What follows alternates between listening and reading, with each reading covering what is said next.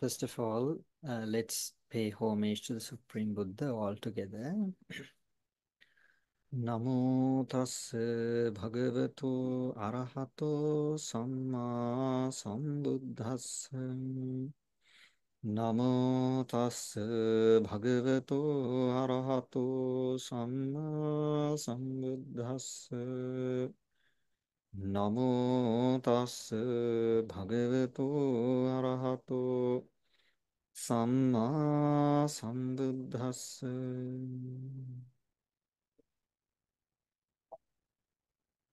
Okay, today also we are going to start yet another discussion. So last week that we started to talk about the 8 factors, the path leading to the cessation of suffering, the 4th noble truth. So today we are going to discuss the rest of the path factors in the Eightfold Path. So today we are going to start from right action. The page number is 169. Right action, Samma Kammanta. Physical actions that are done towards one's elevation, others' elevation, or towards everybody's elevation are delineated right action. But the right action discussed under the heading is quite different. So when you hear right action, someone may feel, okay, right understand means doing right things. Right action, maybe doing right things for one's own well-being and others' well-being, something like that. But in the path, Noble Eightfold Path, the right action is a bit different. Let's see. In Pali, Tatta Katamo Samma Kammanto, Panati Pata Veramani, Adinnadana Veramani, Kamesu Michachara Veramani, Ayang Uchati Samma Kammanto. In the Vibhanga Pali, right action is mentioned thus. What is Samma Kammanta? Cessation from killing, refrain from sexual misbehavior and stealing are generally categorized as right action. So we have to keep it in our mind. These are mental factors. Those who have studied Abhidhamma know that there are 52 mental factors. So the right action is also a mental factor. So here, in this context, in the Noble Eightfold Path, the right action means refrain or abstain from 3 unwholesome behaviors, bodily behaviors actually. In the person who vows to undertake a precept, such as abstaining from killing, determined not to deviate from the precept, and when an opportunity is presented to kill, who then resolves not to kill by considering the moral and ethical disadvantages of it a certain force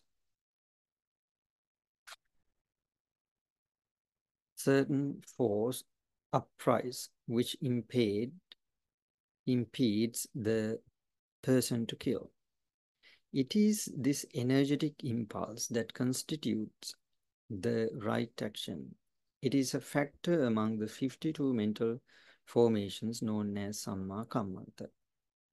So when someone observe precepts, not to kill, not to steal, and not to sexual misconduct, when someone observe these precepts, we know that when we observe precepts, we do it mindfully by thinking to determine not to kill, not to steal, and not to sexually misbehave. When a person observes precepts, it develops this mental factor, this force.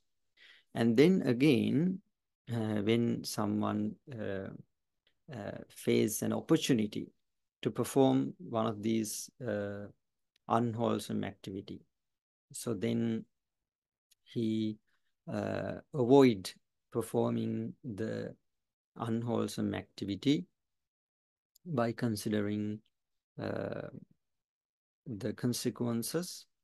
He avoid. He does not perform that. So, and in that case as well, that he develops this force or the mental factor, the right action. And when sometimes people determine, not observe or do not avoid, but sometimes they determine, okay, I will not kill or I will not steal or something like that. In those occasions as well, they develop this the mental factor, right action, for some certain extent. So these three in Pali we call samadhana virati. When we observe precepts, we call samadhana virati. Then sampatta virati, when you face an opportunity, but still you don't perform unwholesome activity. That is called sampatta virati. Then when you determine not to perform unwholesome, it is called adhisthana virati, something like that. There are three ways that you can develop this mental factor.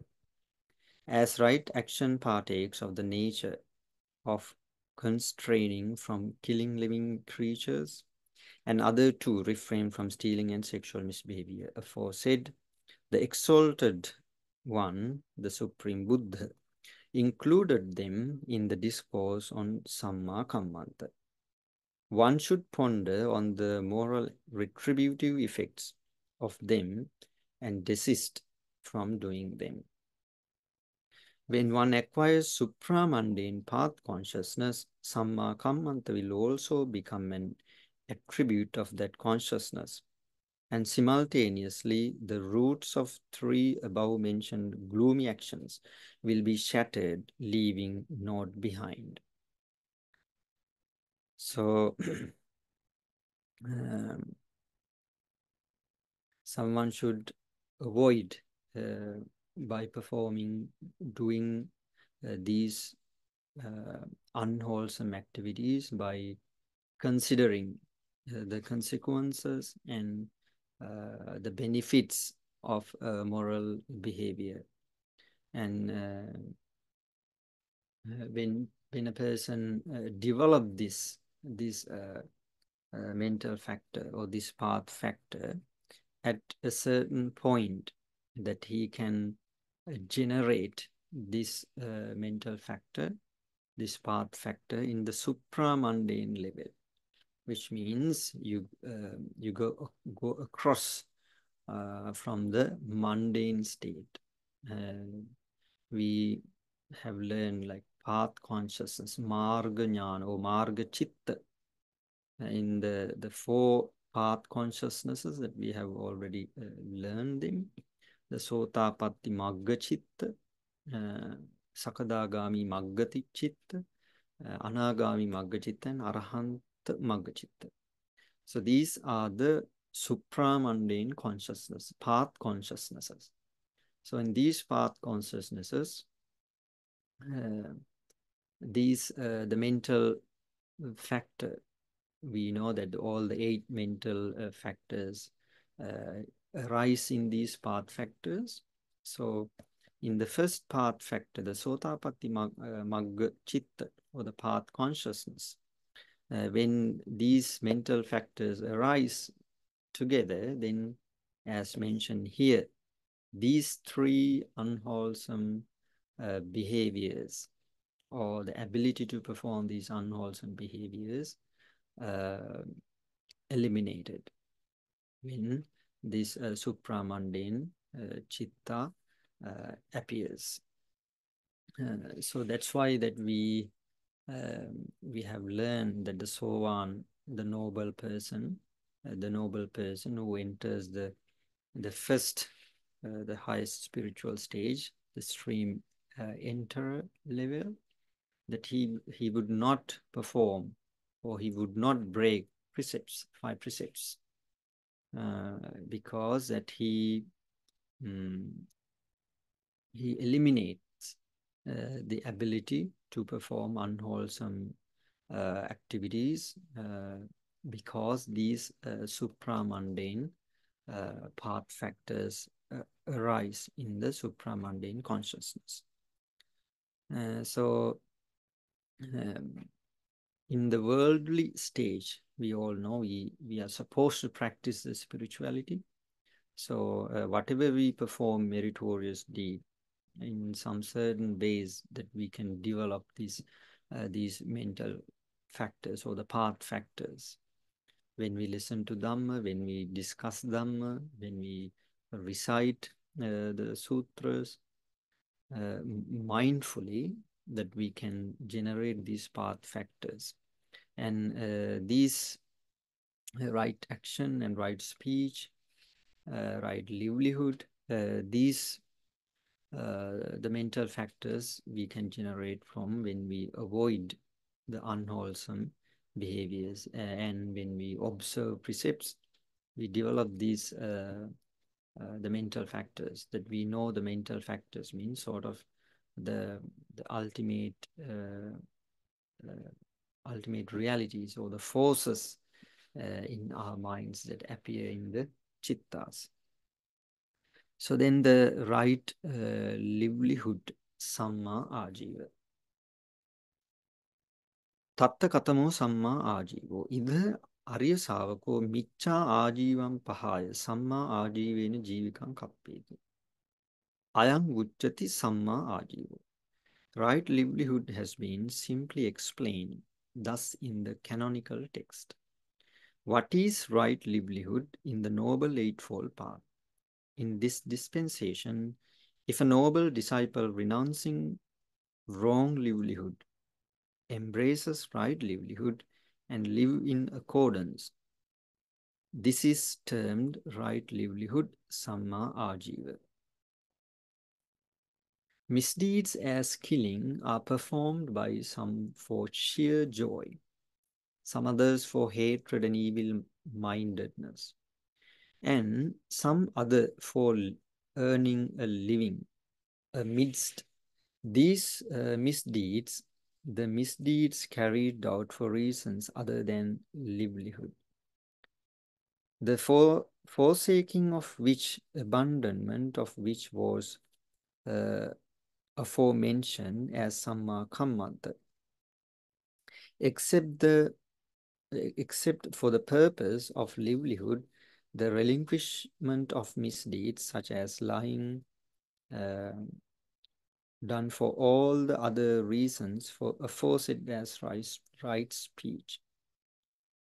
The relinquishment and abandonment of misdeeds resulting by way of earning livelihood is epitheted right livelihood.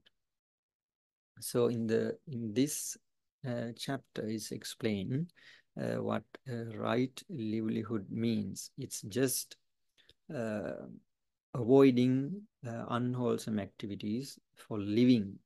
That earlier we've discussed the right speech and right actions.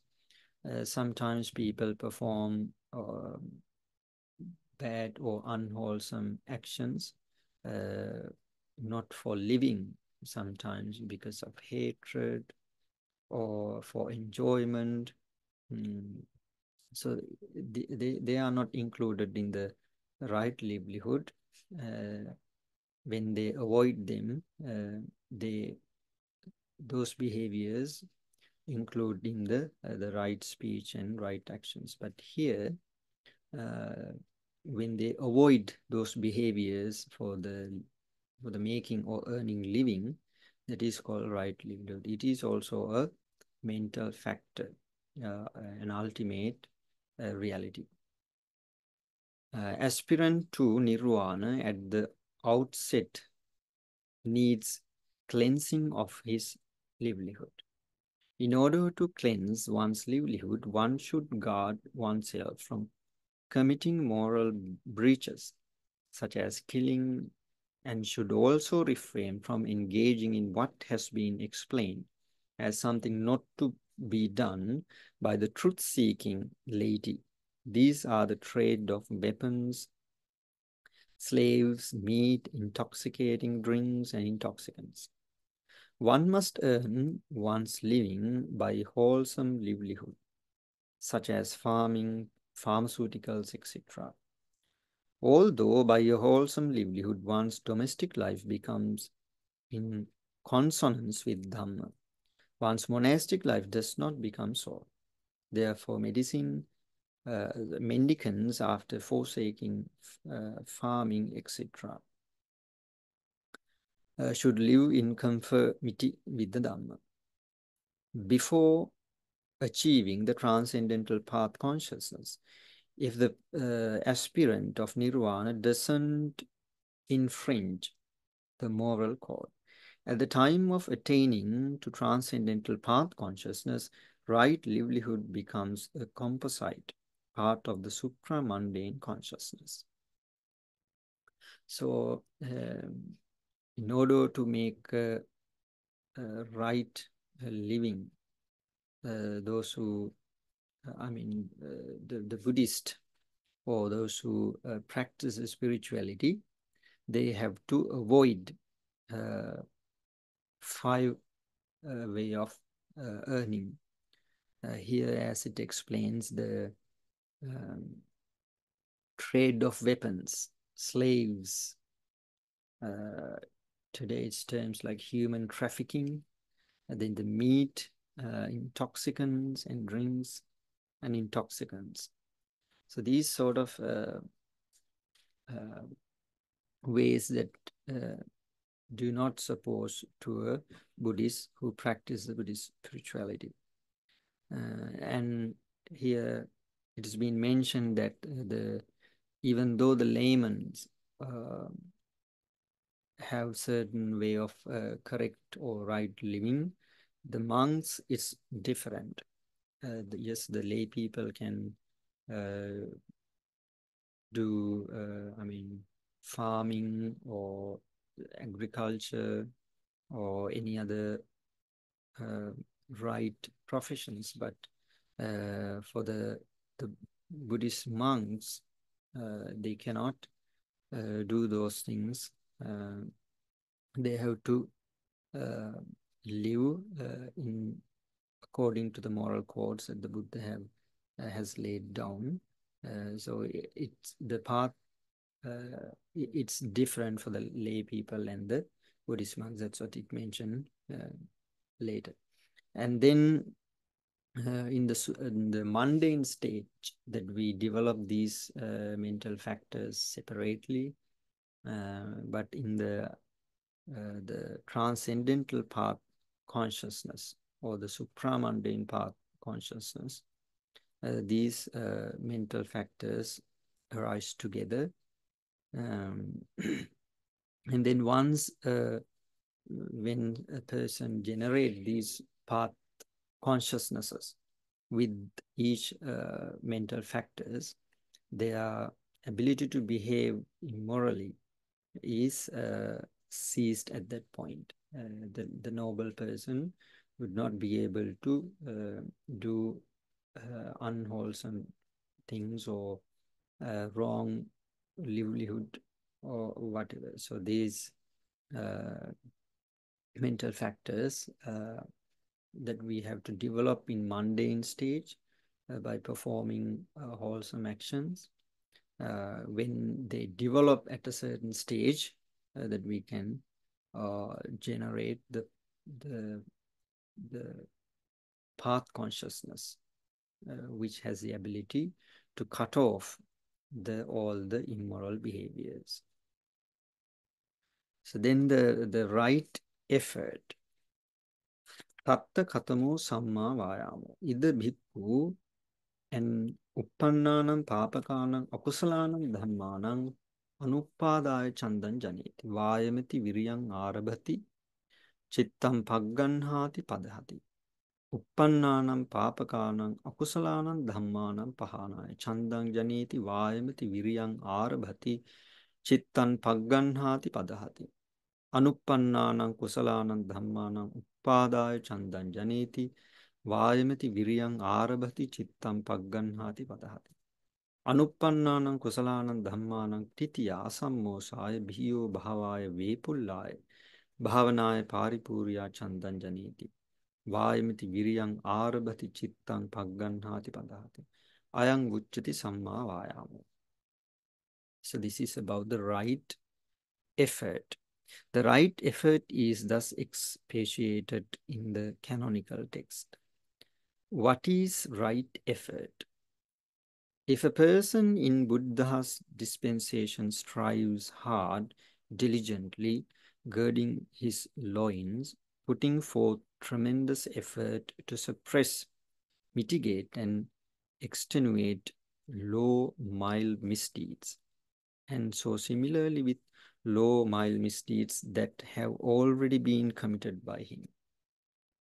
And the person strives hard, diligently, girding loins and putting forth tremendous effort to do good deeds that the person has been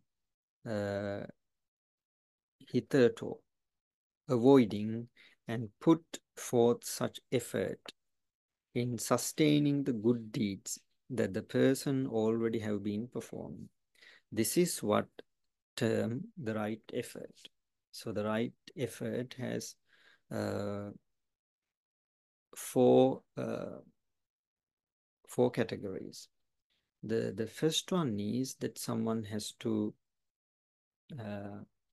strive, put effort, not to arise unwholesome actions or unwholesome behaviors which has not arisen before. So he has to put effort. Then he has to strive or work hard or put effort to eliminate unwholesome which has already arisen, which means someone may have performed some unwholesome actions. So he has to determine and put effort not to perform them again. Then it's about the wholesome behaviors. Someone has to put effort to generate wholesome actions which he has not been able to generate before. Then the fourth one is that he has to maintain what he has been practicing so far. So these are the four ways that a person who wishes to gain these supramundane stages practice. It is clear from the above paragraph that effort exerted to not to do demerits, unwholesome, which one has been not doing, to destroy the roots of evil that is already in one's mind, to generate meritorious deeds that one has not been doing, to do the sustained wholesome actions that one has already been doing is called samma vayama, the right effort. So there are four ways that we are supposed to develop this, the noble path factor, right effort, samma vayama. In the mind of the heedless person who does not guard his thoughts, body and speech, in any evil root can be born. The one who does not allow oneself to commit demeritorious actions that one has not done, and so conduct oneself in discipline, unbreached and concentration and insight meditation that one is exerting toward off uncommitted sins, which is the first step in the right effort. The one who exerts similarly so far so to avert demerits committed by oneself takes the second step in the right effort. Unwholesome thoughts arise with no effort, whereas wholesome ones have to be generated with great effort by performing meritorious actions. The effort to generate unborn merit by adhering to liberality, virtue, etc., while being intact in concentration and insight meditation is a third step of right effort. So here it explains that a normal person who has not put effort, strive to practice spirituality is normal to perform unwholesome actions. He does not have to try to perform unwholesome actions. It's the normal behavior of the worldly people. They are tend to perform unwholesome actions. But in order to generate wholesome or behave in wholesome way, that someone has to put effort. That's why that we have heard that the Buddhism is teaches us to go against the stream. Patisotagami. It's not the natural, it is against the natural behavior that we have to put the right effort to perform the right thing. Discipline of the worldly person is inconstant.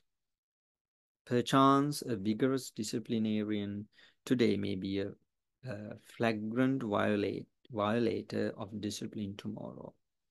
And so is it within his wisdom and concentration.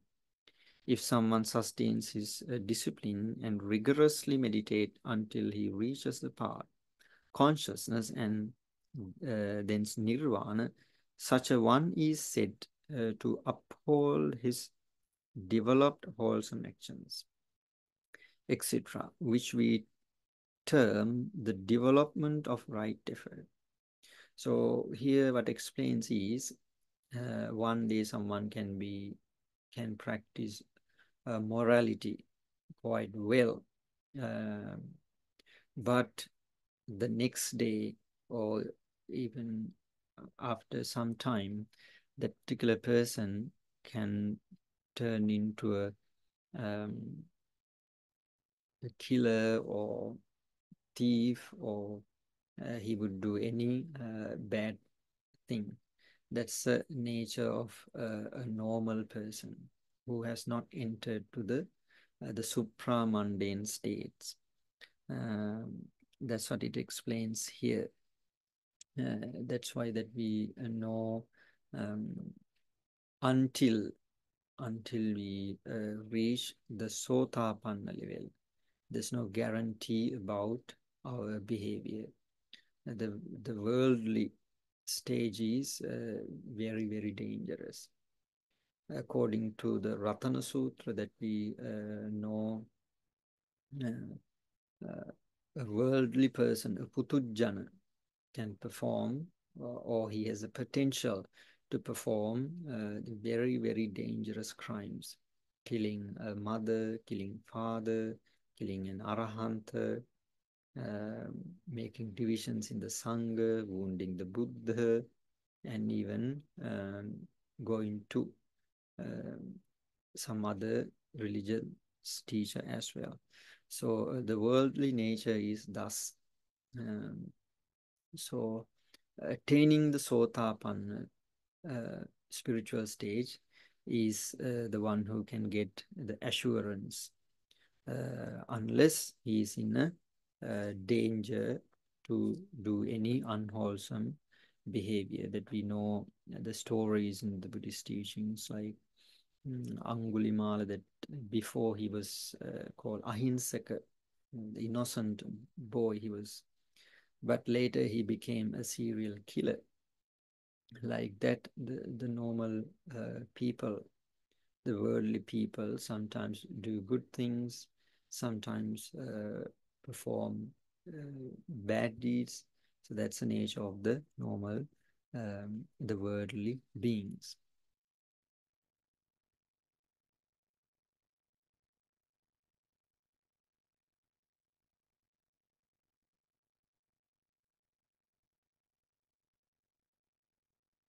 Thus, the right effort that initially finds expression is worldly. But when one attains supramundane path, consciousness, right effort dawns as a composite factor in the supramundane path consciousness. So that we all know in the supramundane path consciousness or the marga chitta, these mental factors arise all together. So that's what explains here. Then the right mindfulness, the seventh factor. Satta katama samma sati. Ida bhikkhu kaye kayanupassī viharati ātāpi sampajāno satimā vinaya loke abhijjhā domanassan. Vedanasu vedanānupassī viharati ātāpi sampajāno satimā vinaya loke abhijjhā domanassan. Chitte chittanupassī viharati ātāpi sampajāno satimā vinaya loke abhijjhā domanassan. Dhammesu dhammanupassī viharati ātāpi sampajāno satimā vinaya loke abhijjhā domanassan ayang vujjati samma sati. In the canonical text, the exalted one states. In the Tripitaka text, the Supreme Buddha explains what is right mindfulness. Bhikkhus, in this dispensation, a bhikkhu possessed of the effort of curbing the defilements, possessed of right wisdom, of proper heedfulness, living with appropriate reflection of impermanence regarding the four elements, Mahabhuta Rupa, making up the body, eschewing five skandha, condition, greed, and aversion, by reflecting on the three feelings experiencing in them impermanence, eschewing the five skandha, conditioned, like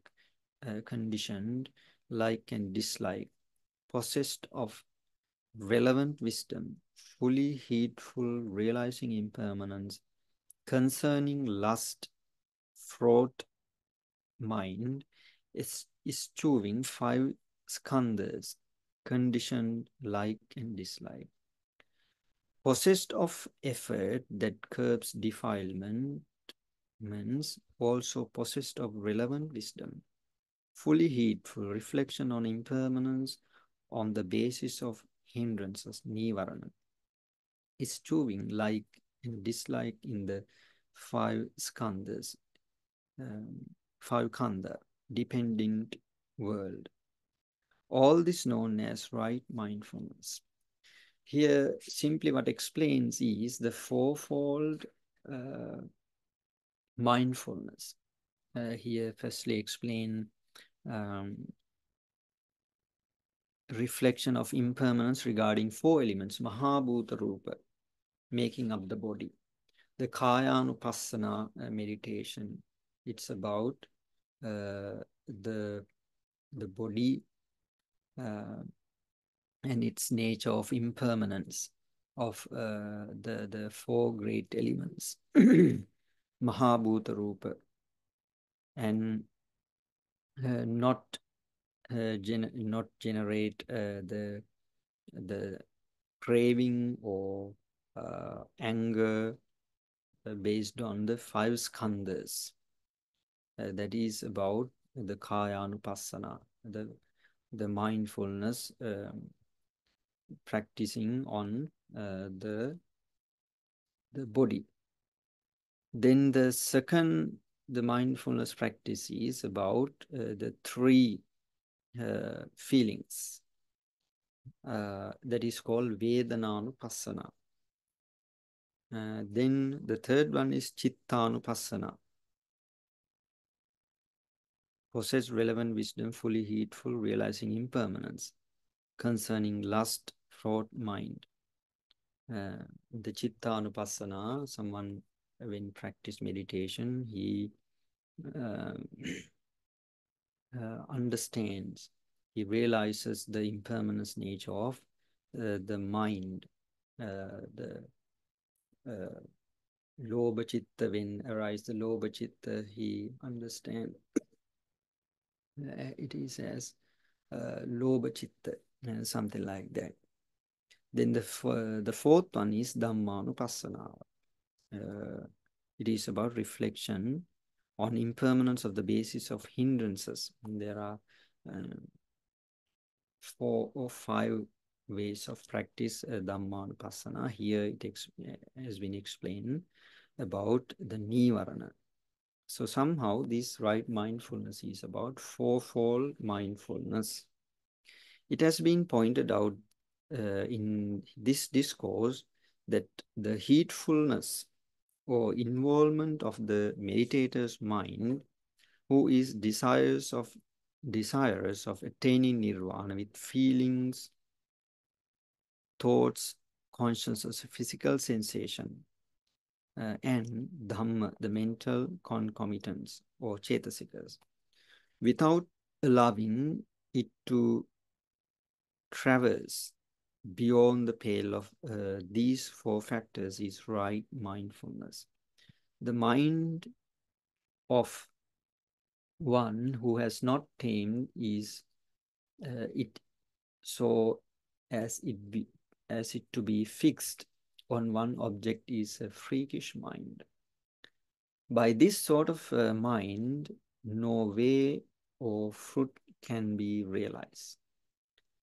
Therefore, who is desirous of attaining nirvana should take an object such as part of one's body or whatever, and endeavor to keep one's awareness fixed for a long time. Such mindfulness is of worldly provenance, and which at the dawning of transcendental path consciousness becomes integrated into the supramundane. So those who have not developed this mindfulness, it is explained here as the freakish mind, unusual or strange mind. As we discussed before, the untamed mind is dangerous. That person has the potential to perform any sort of unwholesome actions.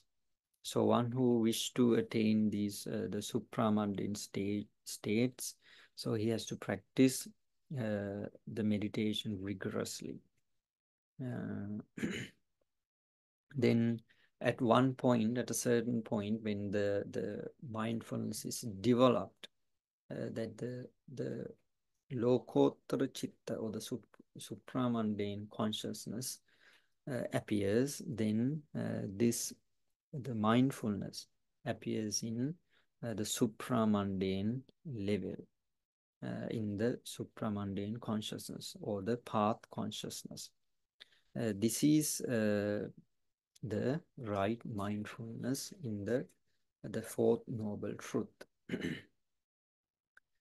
Then the path factor is the right concentration, samma samadhi. Before going to that, anything to be discussed here about the factors that we have discussed so far?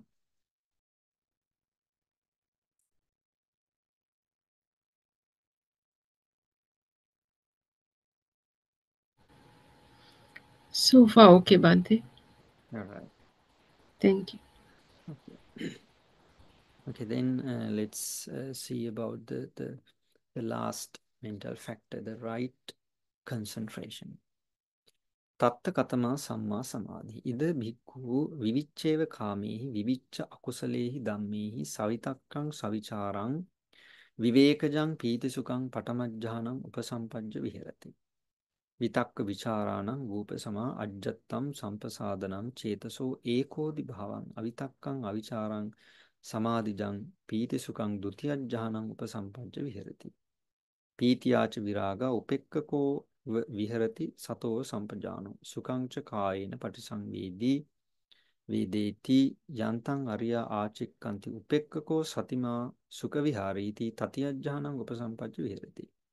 Sukassaca pahana dukkassaca pahana pubbeca somanassa domanassanang attangama adukkang sukang upekka satiparisuddhin chatuttajjahanang upasampajja viharati. Ayang Uchati Samma Samadhi. In accordance with canonical text, right concentration is predicated to be the 4 ecstatic concentrations. To wit, the first, second, third, and fourth jhanas, trances. By concentration is meant a certain principle that keeps the mind one-pointed, without allowing it to wander in a freakish way from one object to another, with respect to a particular object. So this, the right concentration is all about the jhanas, the ecstasies, the first jhana, second jhana, third jhana, and the fourth jhanas, respectively.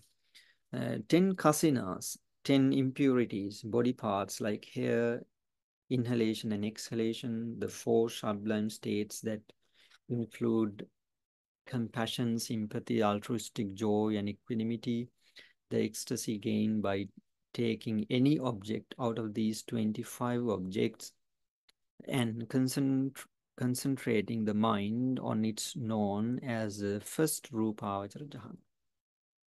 The preliminary Kamavachara concentration experienced by those who are involved in Samatha and Vidarshana meditation is also included in this first Rupavachara Jhana. The ecstasy reached for the second time after having meditated further on the objects chosen out of the above 25 is known as the second jhana. Similarly, can be explained the third and the fourth jhanas. Yet these ecstasies or jhanas are worldly. For the one who perseveres in meditation, when at some point attains to the path consciousness, one of the ecstasies which the one had been accustomed to practice will become and show itself as a composite part of the supramundane consciousness, which is termed supramundane right concentration. So the final path factor is about the jhanas. We've discussed in Abhidhamma lessons that how these jhanas appear in the chittas. We discussed in extended way of counting chittas. There are 40 chittas according to 8 jhanas. According to 5 jhanas, here mentions 4 jhanas, but in Abhidhamma method, it counts 5 jhanas. So somehow, right concentration means the ecstasies or the jhanas. These jhanas are the mundane or the worldly that we know in the Buddha's time. There were some many rishis and some other religious practitioners who had gained jhanas. But in the Buddhist teachings, the path factor, how it becomes a path factor is when it appears in the path consciousnesses, in the marga chittas. in the Marga Chittas, when right concentration appears, it becomes the supramundane or the Lokuttara Samadhi. So these, the mental factors, as we've discussed before, they appear all together. All the 8 mental factors, the path factors appear all together in the supramundane consciousnesses or the path consciousnesses, and do the job. I mean, the eliminating all the unwholesome mental factors or the defilements in accordance with the order with the path consciousnesses. So these are the 8 factors or the path factors, the marganga. When these path factors appear in the supramundane consciousnesses, in that occasion we call the noble path. The path consciousness has the ability to eliminate the defilements forever. But in beforehand, these mental factors do not have that ability. So we have to develop them gradually, these path factors, until they develop at the level of the path consciousness. Only then that we can cut off the defilements. But beforehand, these path factors do not have ability to cut off the defilements, but that we can develop these path factors by performing Buddhist spirituality. When you, as we've discussed, when you observe Sila, we develop certain mental factors, and when we avoid unwholesome behaviors, and specifically when we have the chance to perform, so then we develop these the mental factors. The mental factors means sort of forces, sort of abilities that we can develop. So beforehand, that we have to practice the spirituality to develop these mental factors. When you learn the noble teachings of the Supreme Buddha, you can gradually develop these mental factors, these path factors, until they develop to appear in the noble path consciousnesses. Then how the 8 factors are sized into khandhas or the skandhas. Right speech, right action, and right livelihood are classified under sila or discipline. We know that these 8 path factors that we can divide, we can classify it into the gradual process of the Buddhist spirituality called, I think, Sila Samadhi Prajna. So that is what it is explained here. The right speech, right action, and right livelihood is classified under Sila, the first step of the Buddhist spiritual path.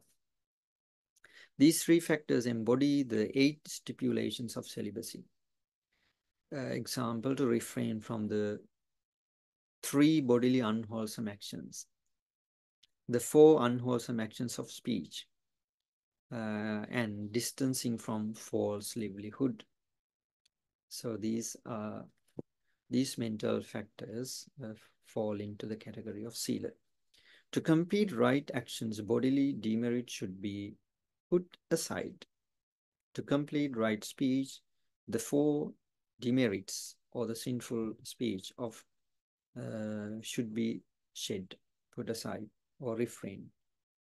To complete right livelihood, a false livelihood should be shed. Thus done, the 8 stipulations of celibacy would be fulfilled. Right effort, right mindfulness, and right concentration are classified under Samadhi Skandha. Right understanding and right thoughts are classified under Prajna Skandha. There, the Prajna means wisdom. Thus, the Noble Eightfold Path is condensed to 3 skandhas, namely Sila, Samadhi, and Prajna skandhas. This is how these 8 factors are classified into the Sila, Samadhi, and Prajna, the gradual process of the practice of the Buddhist spiritual path. How the supramundane path can be reached. Amidst of numerous tasks to be fulfilled by people in the world, one of the most difficult type of is attaining to the supramundane path. To think it an easy task and setting about doing meditation will not bring any beneficial result. However, hard one may try meditating. Following the wrong path would not take one to the desired goal. Therefore, the correct system should be learned at the outset, then proceed with meditation.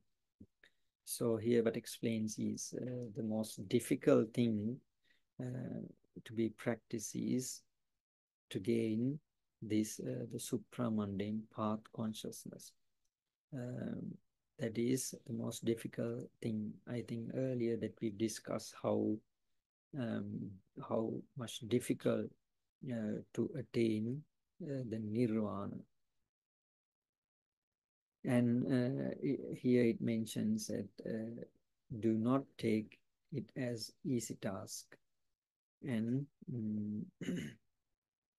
practice the right way of meditation.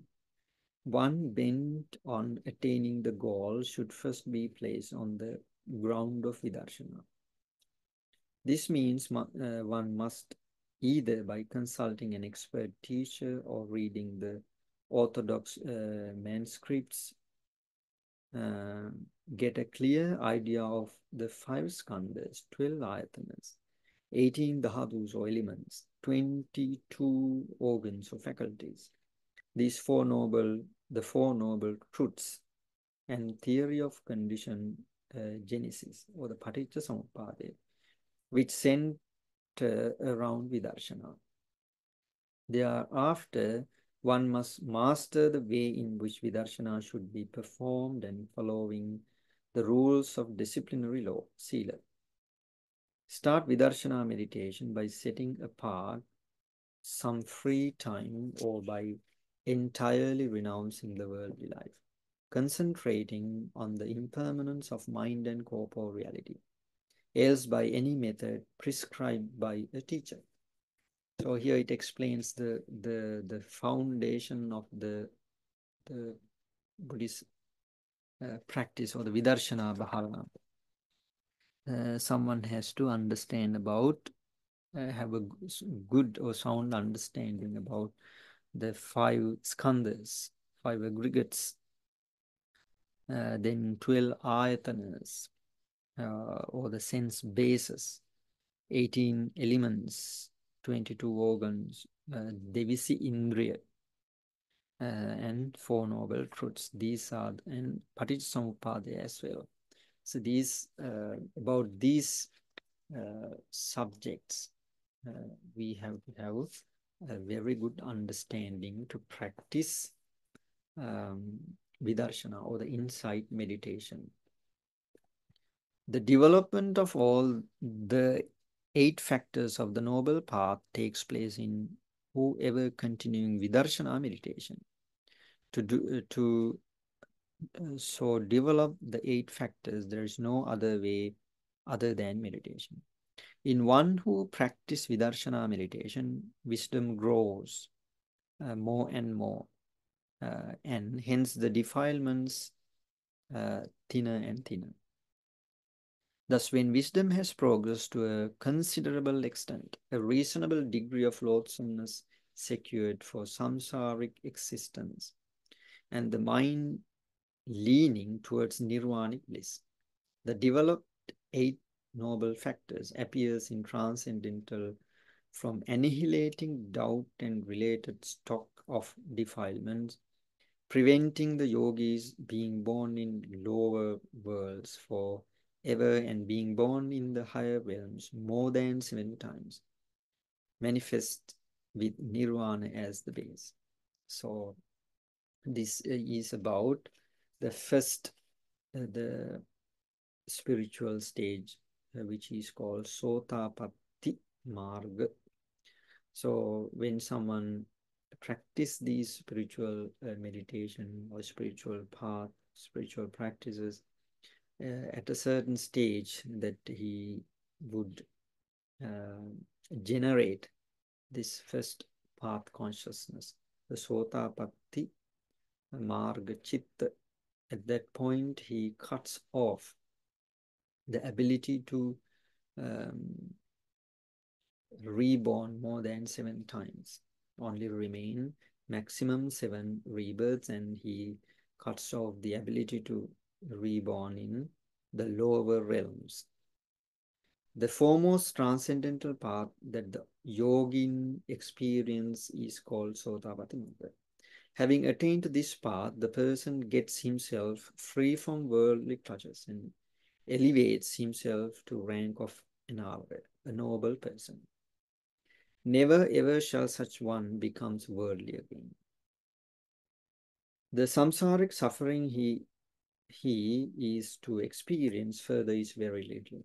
In the Pali Suttas, parables galore, indicating the minuteness of suffering he will undergo and immensity of suffering he has slowed. In order to vanquish the little defilements and suffering that the Sotapatti acquirer has in store, he needs continue with Vidarshana meditation with unflinching energy and courage. While so continuing, the noble 8 factors that one has been developing get ever and ever more refined and emerge 3 succeeding times with increasingly potent supramundane consciousness. We earlier we discussed about a Sotapanna person and the similes, how much that he eliminates the suffering. The second supramundane path that dawns is the Sakadagami, and the third is Anagami, and the fourth is last is Arhatship. There's no defilements that lingers after the state of Arahantship has been achieved. Then one has only the 5 skandhas, that is the result of past causes. After death, he is released from even these 5 skandhas. And Anupadisesa Nirvana is attained, gaining perfect freedom. Except for this Buddha's Dhamma, there's no other way of doctrine that procure one with freedom of eternal liberation. If the supramundane path emerges, liberation is certain. Therefore, Noble Eightfold Path is a true, most certain royal road to liberation from suffering. So, as explained here, the only way to eliminate suffering, rebirth, and all the samsaric journey is to develop these 8 factors. And there is no other way to eliminate the defilements or reach the nirvana.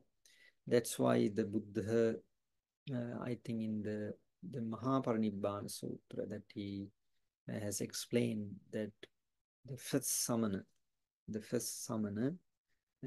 can be found only in the the Buddhist dispensation. The first samana means the Sotapanna. Then the second and the third and the fourth, as that he explains, the second samana is only can be found in the Buddhist dispensation. Second samana means the one who got or attained the second stage of the enlightenment, Sakadagami. So this is the only practice, the only way that someone can attain the supreme bliss of Nibbana. So even though that we discuss in this way, this is not quite easy to understand. You have to read this again and again and understand well, and listen to some other explanations as well to clarify, to understand more, as this is not quite easy to grasp. Anything, any questions or any ideas to discuss? Bhante, when we look at right action and also right livelihood, it talks of refraining or avoiding certain actions and livelihoods. Yes. And so it is not really an action, but the avoidance of action. And therefore it is, I was thinking, more a mental exercise than a active bodily action. Yes, it is always connected. For an example, that even though we discuss it is as right action or right livelihood, I think I mentioned several times, these are mental factors. So these mental factors mean some sort of ultimate realities, right? So, and it's the mental effort that is termed right action or right livelihood. yes, simply, Mahinda Mahatmya, the Chetasikas that we discuss in Abhidhamma, these are Chetasikas. The path factors, all the 8 path factors are Chetasikas. But when we hear right action, right livelihood, we never think of it in Like such that, a way. yes. Yeah. Yes. And even right speech, right? So they are mental factors. And as I mentioned, that we can develop them. For an example, when we observe precepts, what happens is we develop that force in some certain extent by mindfully determine not to kill, not to steal, something like that. But you have to do it in mindfully, unless you can't develop that. And yes, the right speech. And when you avoid, especially when you have opportunity, that is called sampatta virati, that you have to put tremendous effort to avoid unwholesome actions. When you are dominated by the defilements, you can't easily avoid. You have to put a tremendous effort to avoid that. So when you do that, that force or the mental factor or the path factor you develop in certain way. That is why this specifically these 3, the right speech, right action, and right livelihood, these are classified under the sila. Yes. So refraining from. Yes, refrain from. Thank you, Bhante. It's all right.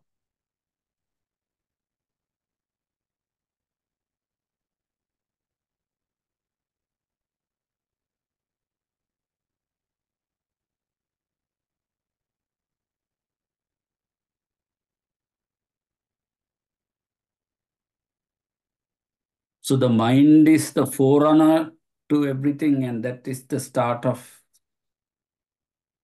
Yeah, Really, all of this, isn't it? yes, At the mind level, that everything means the mental factors. mental factors, yeah. Yes. They all the mental factor also generate or appear at the same time in the mind accordingly. But the mind is the main, the more powerful.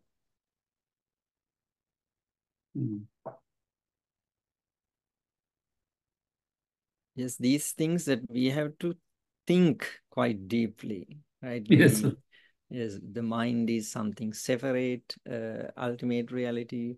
These mental factors are also varies, and each or one of these mental factors has different, I mean, actions or abilities. So it's not easy to understand. And to put it into practice, or to think back and analyze your own actions. Yes. Through this takes a lot of a lot of effort that you effort. have put in. Yes.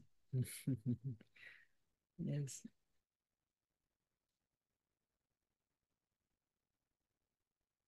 When you learn the basic Abhidhamma, the chittas and the mental factors, that I think it make quite easy to at least to understand to some certain extent, to divide like 5 skandhas and 12 sense bases and something like that. Yes.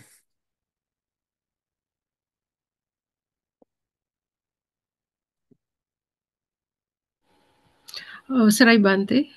Yes. If you can sort of explain how we can apply Vidarshana meditation to these 8 factors.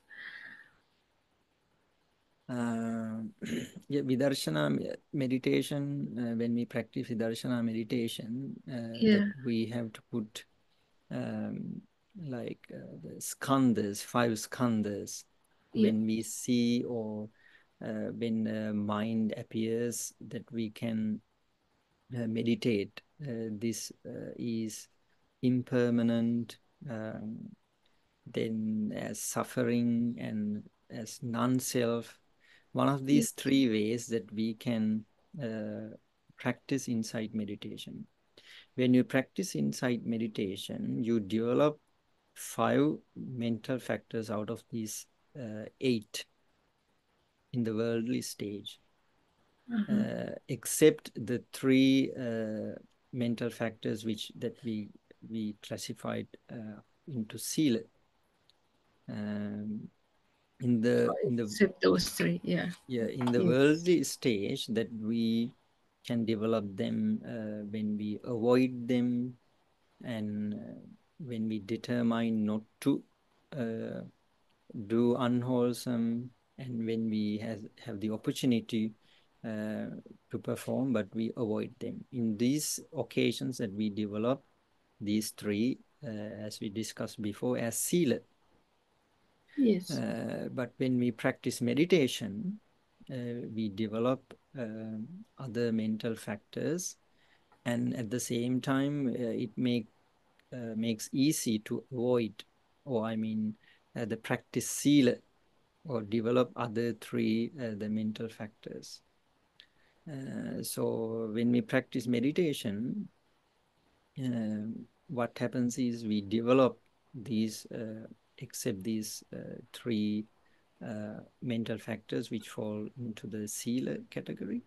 We develop the other 5 mental factors, the right understanding, which means panya.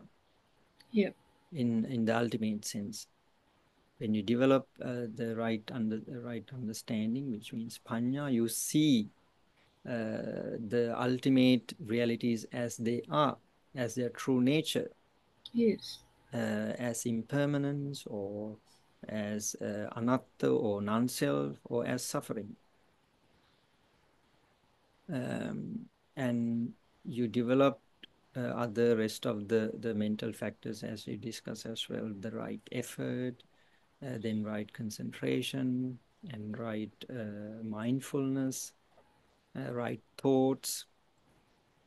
All these mental factors you develop whatever meditation you practice.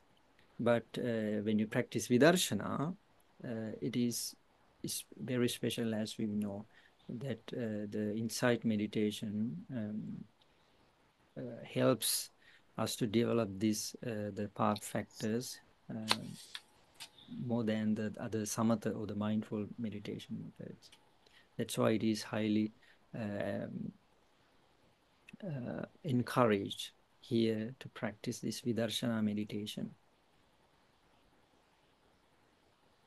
And it benefits more when you understand about the skandhas and ayatanas and dhatus or elements. Only these things that you can practice vidarshana based on these. Yes. Otherwise, it is quite impossible to practice vidarshana. What you see as they are, if you don't know. So you have to have a pretty good understanding about these, the deep subjects like five skandhas and so forth and so on. And the 4 stages of mindfulness as well, I believe. Yes. Yeah. Yeah, they are the Satara Satipatthana. yes. Satara Satipatthana in the last one, Dhammanupassana, in that one includes what you asked, that the Vidarshana meditation as well. Yes. Yeah.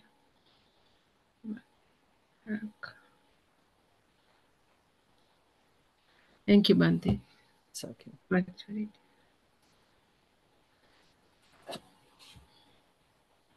Okay, if no more questions, then we can wind up here.